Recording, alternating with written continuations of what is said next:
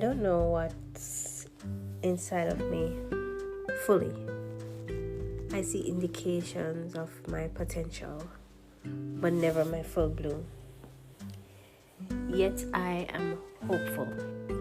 Hebrews 11, starting at the first verse, says, "Now faith is the substance of things hoped for, the evidence of things unseen."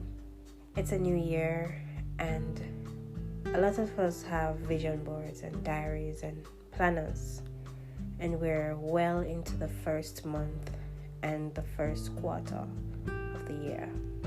There's a lot of talk about manifestation and living with intention and visualizing the desires of our hearts and speaking purpose into our lives and speaking things into being and such forth.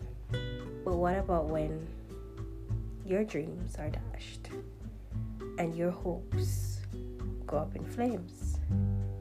What about when you've had it all in front of you, all in your grasp, and then it all disappears, melts, dissolves, sublimes, effervescences?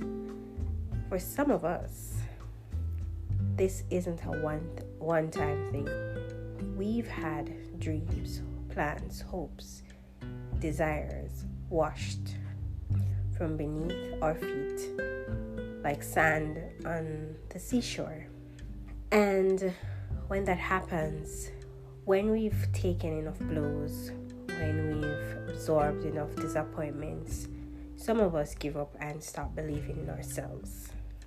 And what is worse is that sometimes we were the only ones who had believed in us or shown evidence of believing in us.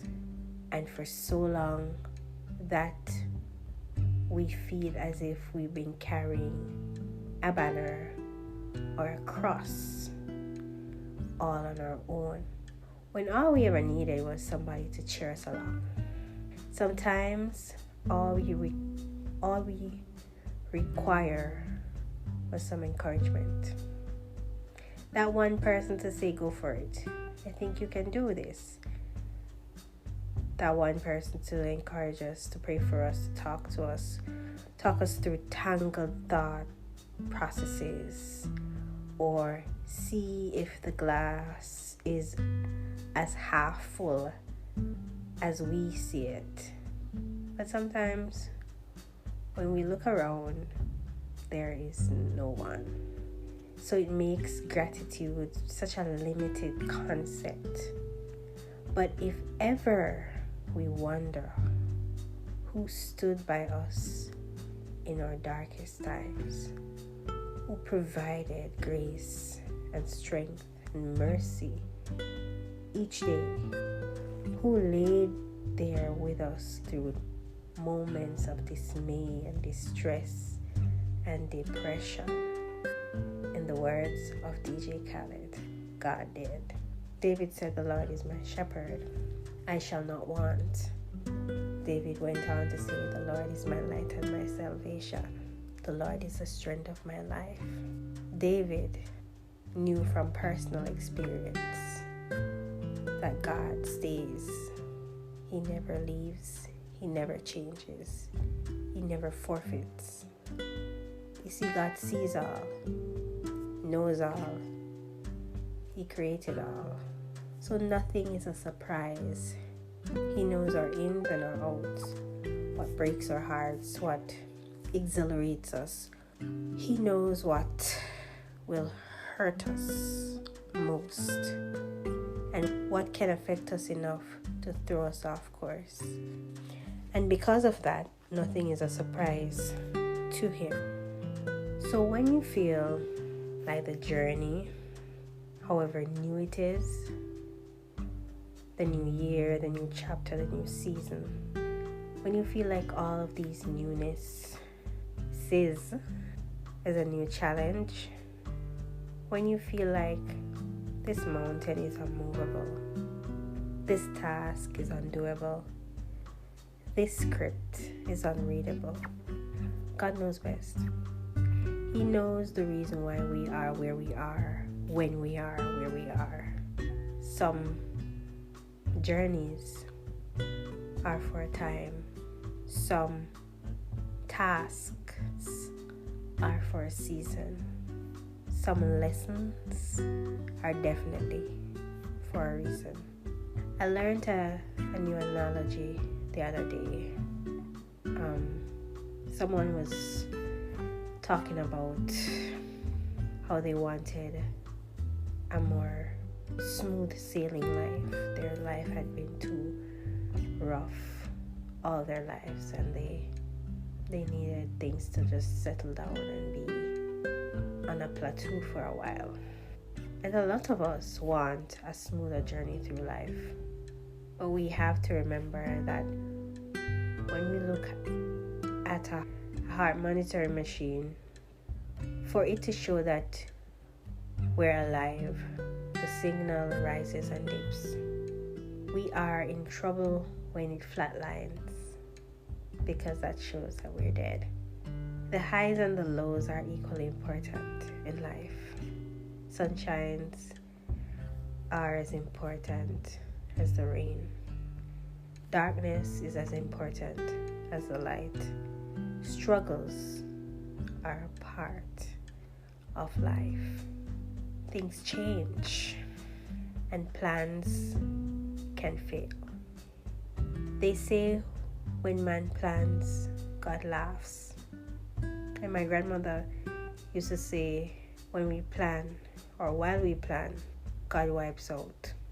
Simply put, while we're making our plans, while we're scribbling them down, physically and figuratively, God is already putting His plans for our lives into place.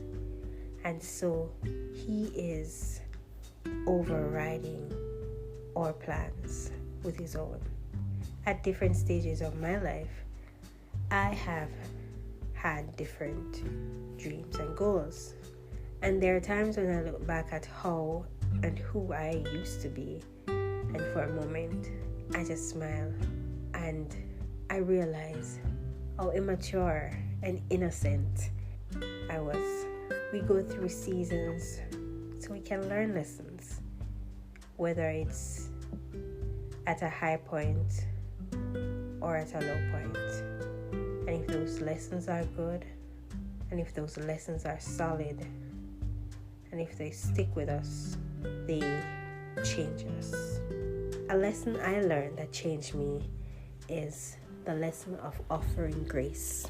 I didn't always offer grace to people. I expected perfection. I expected you to live by your word, and whatever you say, you are to always fulfill. And it didn't take any life-changing event of my own, but this event affected me indirectly. A friend of mine got pregnant as a teenager, and I found I was angry. I was angry with her, and I couldn't bring myself to speak to her for a while. She was about to exit high school, and this life event derailed her family, and it angered me.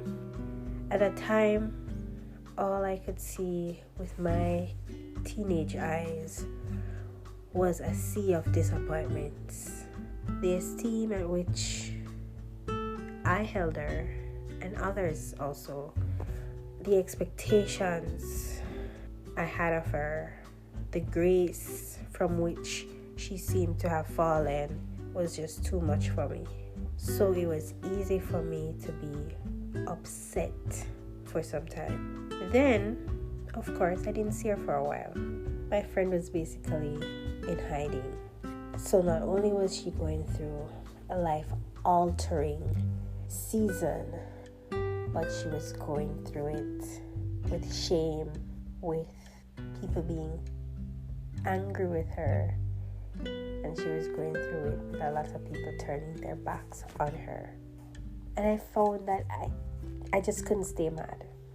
I didn't have the details or the full story or even part of the story to know if she did anything wrong. When I finally saw her again, all the anger, all the stubborn unforgiveness, all the resistance I held up just melted away like slush. And all I saw was my friend, someone I cared for deeply, who I didn't want to see hurting, someone who needed a friend. And that's how I learned to offer grace. I just saw her as a human being who needed another human being to see her. And grace is not just offered to someone who is your family or your friend, but someone who is human. No matter what we do, no matter where we are from, no matter how many experiences got us to where we are all souls on a journey from birth to death. And the good book says, do unto others as you would have them do unto you. The good book says, judge not as you be judged. The good book says, love your neighbors as yourself. Grace is always desired, but it seems so hard to offer in some circumstances more than others. But none of us know the future. None of us know what tomorrow brings. And the same person that we are quick to castigate today may be the same person that has all right to chastise us tomorrow. Who knows where you'll end up? Who knows what the future brings? Who knew that Abraham would be the father of many nations, and people would speak of him lifetimes afterwards? Who knew that Job would regain what he had lost? Who knew we would be here experiencing this set of experiences today? Who knew? God did. And until next time.